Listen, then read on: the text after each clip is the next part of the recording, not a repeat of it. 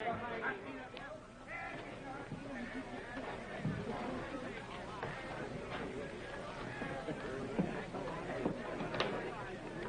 Hoss, you gonna let this guy read your future?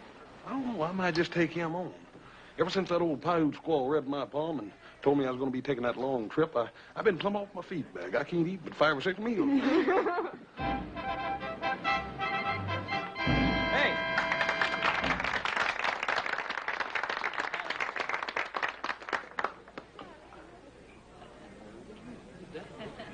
Now, if one of you will give to my assistant some personal object.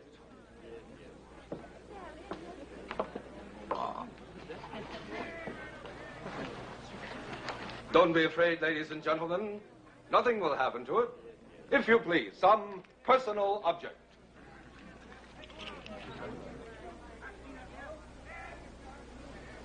Are you ready, Mr. Wizard? I am ready. Then can you tell me what I'm holding in my hand? I see a round object of precious metal. I hear a strange sound, very strange sound. I believe it is a gold pocket watch.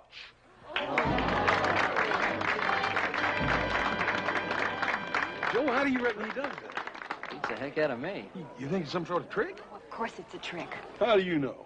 Well, I just... Silence. And now, I will bring to you one of the most astounding disappearance acts in the annals of all magic. And tonight, just to prove to you that this is truly an outstanding and remarkable feat, instead of using my regular assistant, I shall ask one of you to assist me. Is there a young lady in the audience who would like to disappear for a few minutes?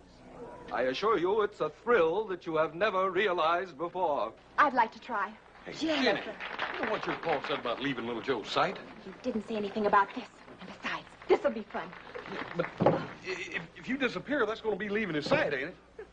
Jennifer, sit down. Well, everybody's looking at you. Joe, don't you think you ought to stop her? Well, let her go ahead. It's just a trick. It seems a shame to make such a pretty young lady disappear. Don't worry, young man. I'll have her back to you soon enough.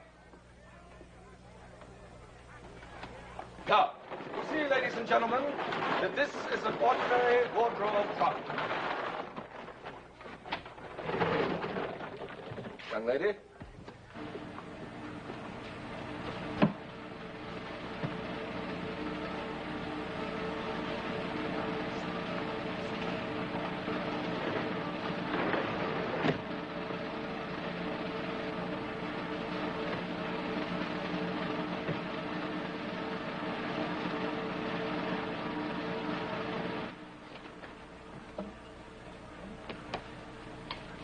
Where am I?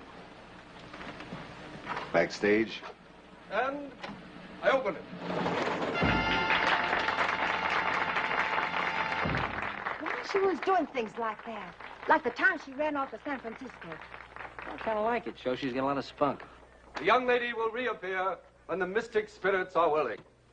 And now, ladies and gentlemen, while that beautiful young lady is out there floating around in space, I offer you, for 2 bits, a quarter part of a dollar, this elixir of life.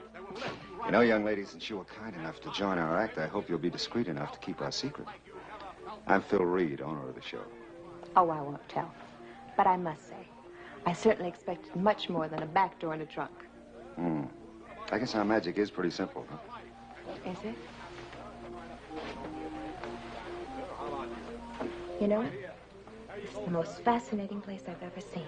I think you better get back in the trunk. It won't take long before he sells all the snake oil.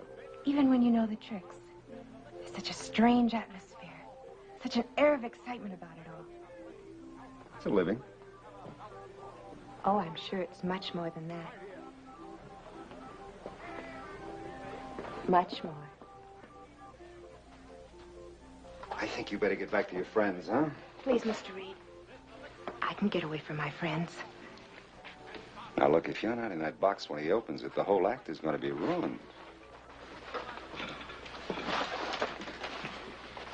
Is Isn't there any way I can change your mind, Mr. Reed? Aren't you afraid of what could happen to you in a circus sideshow alone? Afraid? Mr. Reed, I'm not afraid of anything. I'll bet you're not.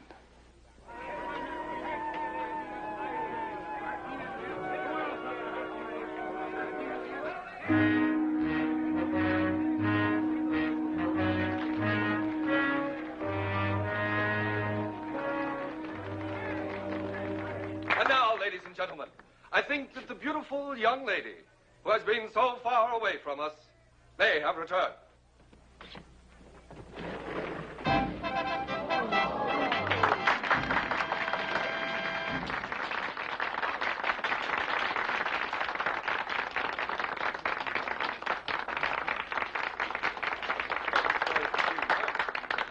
Hey, where'd you go off to?